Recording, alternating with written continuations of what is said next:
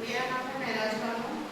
मैं पेशे से बायोलॉजी टीचर हूँ और हाई सेकेंडरी स्कूल में बायोलॉजी पढ़ाती हूँ और 10th क्लास में साइंस पढ़ाती हूँ। मैंने अमूमन देखा है कि अपने उर्दू मीडियम के स्कूल के बच्चों को नीट की एग्ज़ाम की तैयारी करने में बहुत परेशानी होती है, बहुत दिक्कत होती है।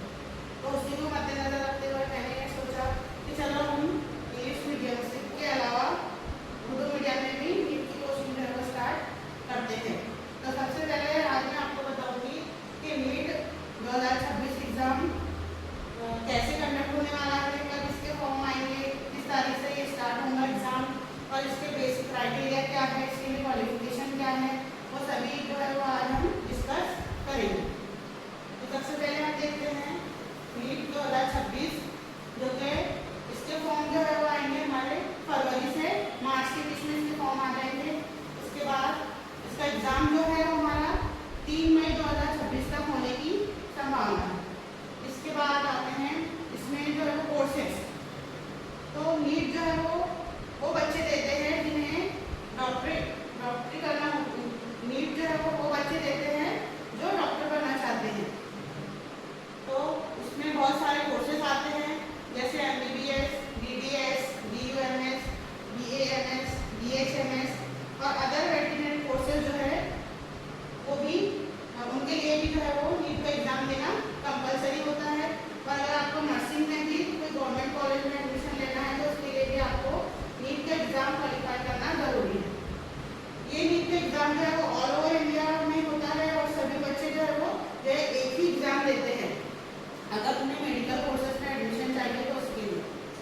अब इसके लिए सबसे पहले पासिंग मार्क्स या फिर क्वालिफाइंग मार्क्स कितने होते हैं, इसके लिए पासिंग मार्क्स यानी अगर आपने या तो 12th पास की हो या फिर आपने कोई भी कोर्स किया हो तो उसके लिए आपको पासिंग मार्क्स चाहिए 40%, OBC वालों को, जनरल वालों को चाहिए 50%। यानी अगर आपने 12th पास की है तो आपको आपके 12th में परसेंट कितने होना चाहिए, 40% आपके मिनिमम होने चाहिए।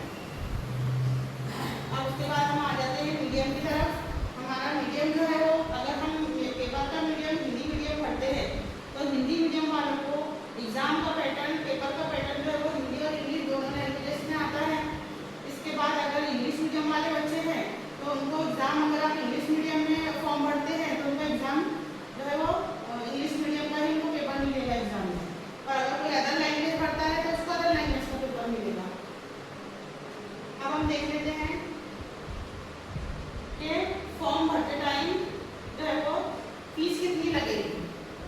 तो जब हम नीट का फॉर्म भरने के लिए जाएंगे तो जनरल वालों के लिए चार्जेस होंगे 1700 रुपये, EWS वालों के लिए 1600 और SC, ST और PWD के लिए होंगे 1000 रुपीज़। इसके बाद हम बात करते हैं एग्ज़ाम के ड्यूरेशन की। कितनी देर का हमारा एग्ज़ाम होता है, तो ये एग्ज़ाम होता है 3 घंटे 180 मिनट का, जिसके अंदर क्वेश्चंस हमारे टोटल होते हैं 180। यानी देखा जाए तो 180 क्वेश्चन आपको 180 मिनट में ही, इसके हिसाब से एक क्वेश्चन आपको 1 मिनट में कंप्लीट जो है वो करना है। इसके बाद अगर हम पेपर के पैटर्न की बात करें तो इसके अंदर सबसे ज़रूरी बात कि नीट के एग्ज़ाम वही स्टूडेंट दे सकते हैं जिन्होंने बायोलॉजी सब्जेक्ट लिया हो या फिर 12th में 11th में उन्होंने साइंस सब्जेक्ट लिया हो।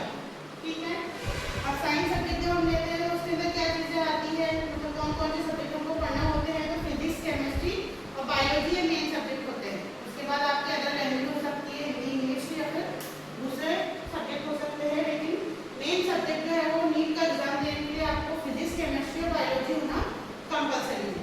तो फिजिक्स के अंदर अगर हम बात करें पेपर के पैटर्न के हवाले से तो फिजिक्स के अंदर हमको मिलते हैं 45 क्वेश्चन, केमिस्ट्री के मिलते हैं 45 क्वेश्चन और बायोलॉजी के मिलते हैं 90 क्वेश्चन, 90 क्वेश्चन।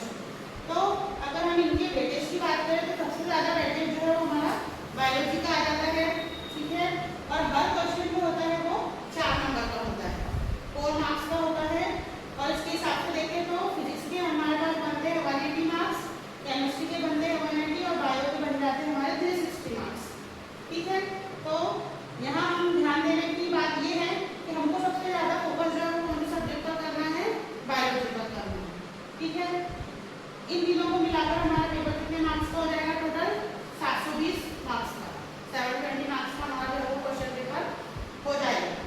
तो ये सब बताने का मेरा आपको ये मकसद था कि मैं एक रूपरेखा बनाना चाहती हूँ आपके माइंड में। क्या हो?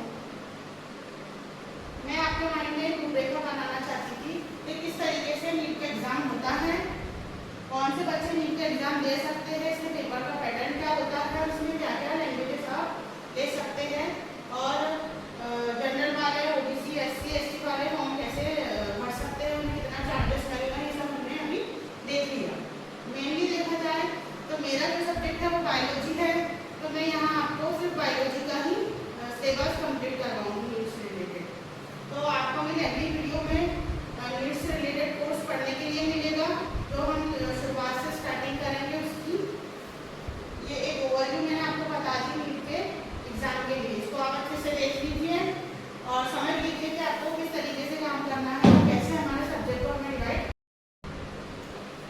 तो चलिए आज के हिसाब से इतना ही इंफॉर्मेशन मेरे ख्याल से काफ़ी होगी। अब मिलेंगे हम हमारे अगली वीडियो में, तब तक के लिए अल्लाह।